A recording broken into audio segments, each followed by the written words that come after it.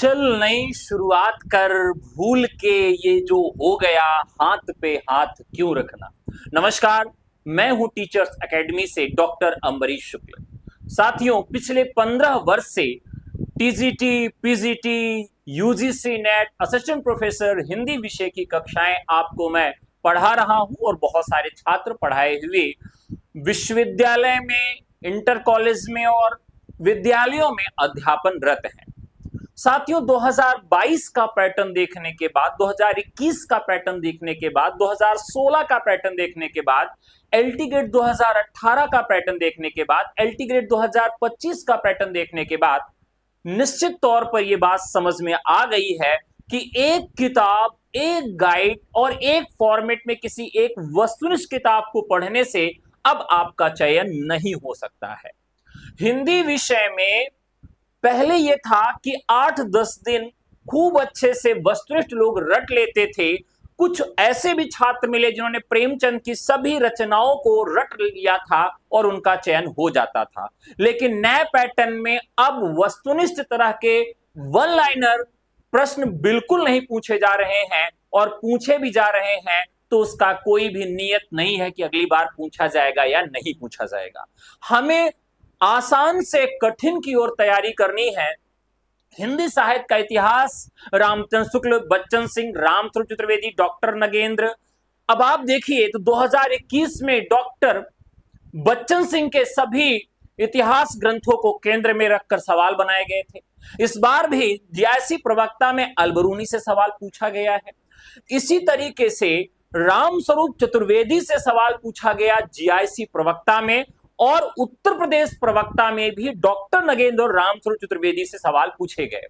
काव्य शास्त्र, भाषा विज्ञान, आलोचनात्मक पंक्तियां, काव्य की पंक्तियां, अनुक्रम के सवाल, कूट मिलान, स्थापना तर्क, ये सब आप देखिए तो आपको किसी वस्तुनिष्ठ किताब या किसी हिंदी साहित्य के नोट्स में नहीं मिलेगी। तो कोई भी प्रख्यात हो या कुख्यात हो, अध्यापक हो या किताब हो, अब परंपरागत तरीके से जो भी पढ़ाया गया है वो काम आने वाला नहीं है।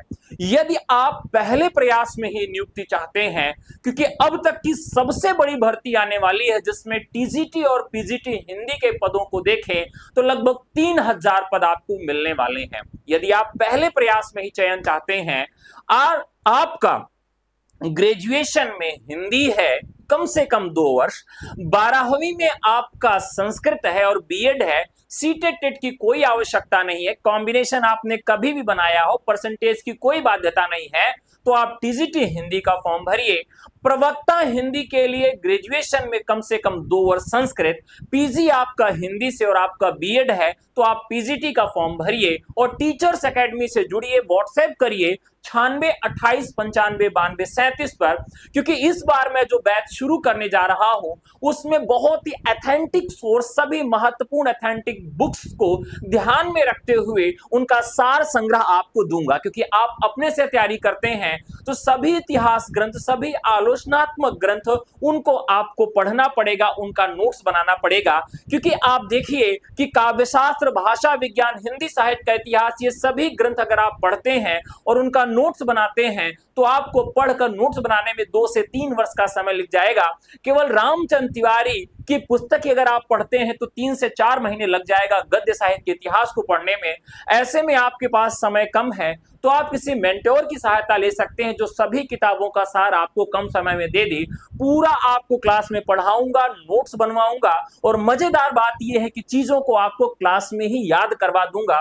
क्योंकि हिंदी में याद करना एक बहुत बड़ी कला होती है, वो क्लास में ही मजे मजे में आपको याद करवाऊंगा। जैसे बाण भट्ट का समय क्या है, तो बाण में क्या होता है, कैसे लंबी बाण होती है, तो लंबी बाण होती है यानी 7वीं शताब्दी है। दंडी का मतलब दंड होता है, दंड होता है, तो दंडा भी कैसे होता है, ऐसे होता है, यानी क्या हो गया, 7वीं शताब्दी उनका भी समय हो गया। यदि आपको याद रखना है कि भाई हमारे जो वामन है उनका समय क्या है, तो वामन को हम लोग बाभन मानते हैं, और बाभन यानी ब्राह्मण, उनको क्या पसंद होता है, मोदकम यानी लड्डू, तो एक लड्डू के ऊपर दूसरा लड्डू रख दिया तो क्या हो गया, इसका समय 8वीं शताब्दी हो गया। इसी तरीके से मान लीजिए आपको प्रेमचंद के सभी उपन्यासों को याद करना है, तो मैं आपको बता दूंगा कि एक राजा है जो स्पार्क कंपनी के जूता पहनता है।